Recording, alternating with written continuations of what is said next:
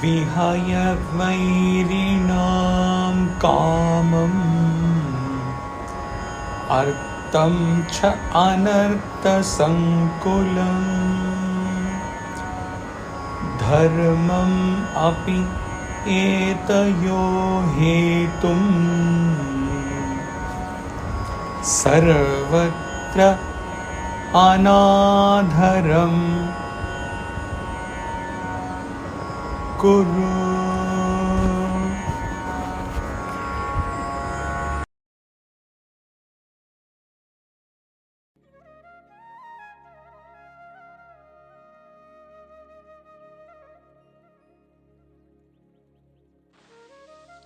Having given up desire, kama, which is the enemy, wealth, artha, which is attended with mischief, and dharma, which is the cause for both kama and artha. Cultivate indifference to everything.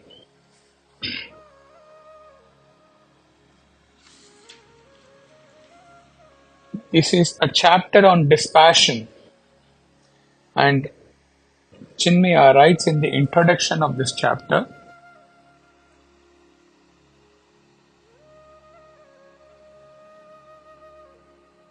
without leaving, none can reach. We know what to leave and where to reach. If ignorance is not left behind, into knowledge we cannot enter.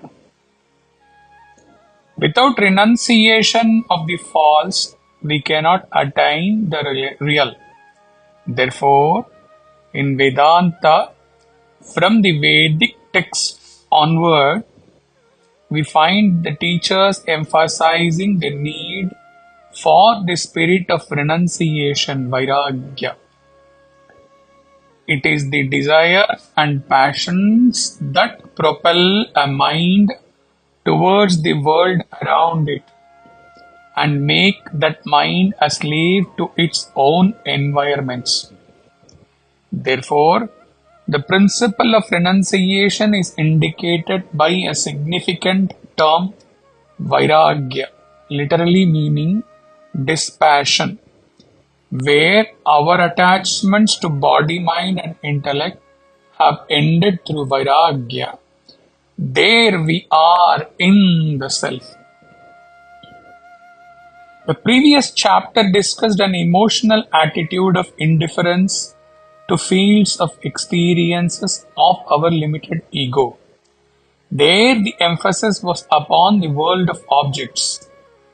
In this section, defining and exploring the significance and spirit of dispassion, Ashtavakra is placing all emphasis upon the seeker's intellect and its attitude towards the world around him.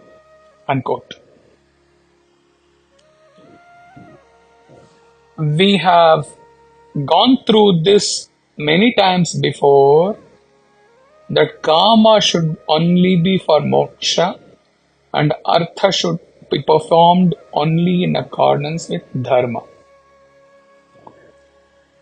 But a jiva disregards the above and pursues kama and artha to satisfy his ego, his desires.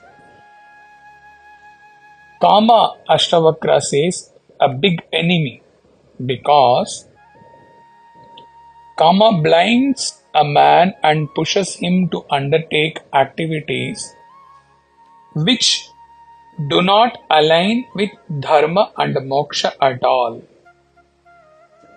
And activities taken up with kama further keep on adding to one's vasanas, and there is no hope of raising beyond the accumulated vasanas.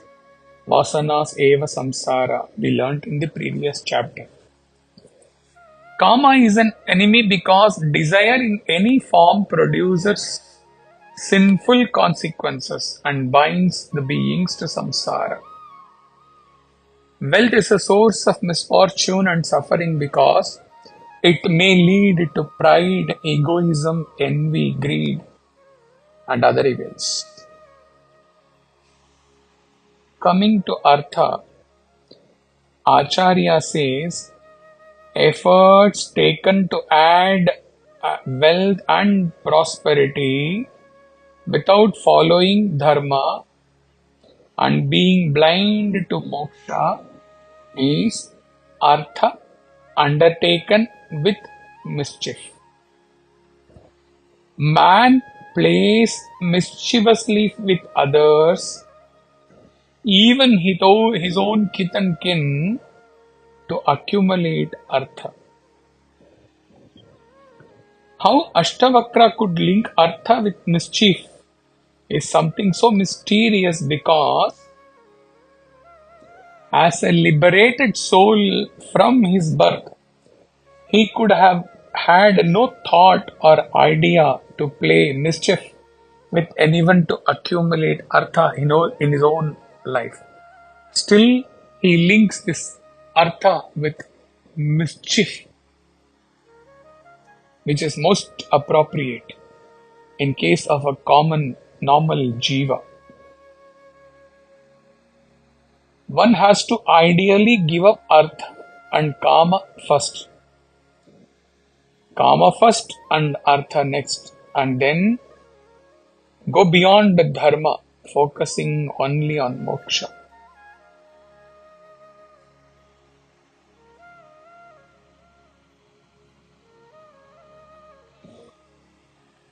He says dharma is the cause for both kama and artha. How?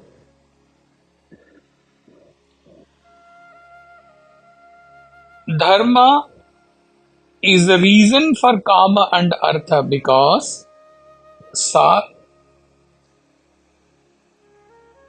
a jiva tends to take up dharma as an excuse to say, it is my dharma to provide for my family, so I am into artha. It is my dharma to keep my family satisfied, so it is my dharma to be desirous in accumulating all the wealth, all the attainments, objective attainments, with desire for my family, for my kith and kin. So, man pursues kama and artha in the pretext of following his dharma, and in the process ends up pursuing artha with kama.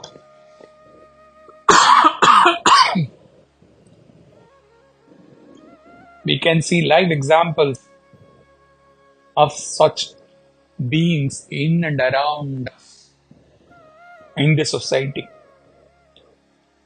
Ultimately, even the desire for moksha has to be given up. Too much thinking about when I will get realization also binds an aspirant to that thought. Instead of spending time on deliberating on moksha, it is better to intensify sadhana without thinking or hoping or expecting moksha to happen fast.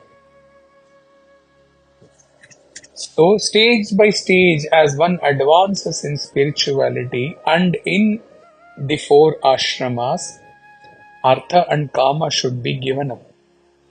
Dharma should be undertaken spontaneously without any deliberation. And moksha being the only purpose, it has to be in one's breathing. It has to be in one's very system, inseparable from him, so that one does not have to say even that he is pursuing moksha. We never tell to ourselves, showing our hand to ourselves, that this is my hand. We know it's our hand. We know it will ever remain our hand. Similarly, One does not have to keep thinking or telling others that one is pursuing moksha. Moksha is the only purpose of our living. Moksha, pursuing moksha is something inseparable from us. In such a state, one is indifferent to all the purushartha, as per today's verse. Sarvatrānādaraṃ kuru. The word sarvatra suggests that renunciation of these should be unconditional and universal. For the renunciants, there is no choice. And when one gets self-realization, then all the four purusharthas leave us. They do not have any significance, even if one is in grahastha life, even if one has to pursue artha and follow some dharma as per the requirement, he will never think about all this. The thinking mind, we know that it has got drowned along with the ego ship and the sailor jiva in the substratum ocean consciousness. Na dharma na kāma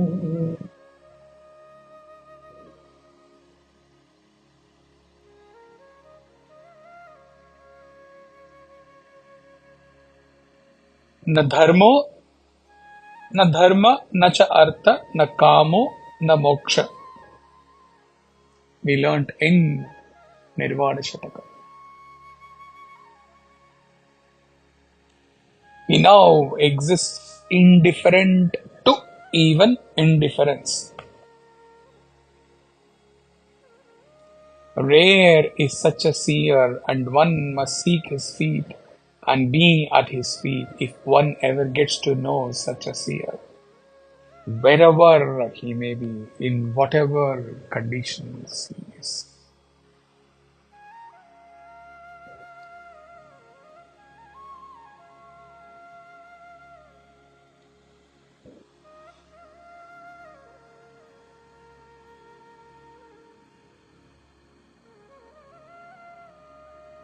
Hari Om Tat Sat.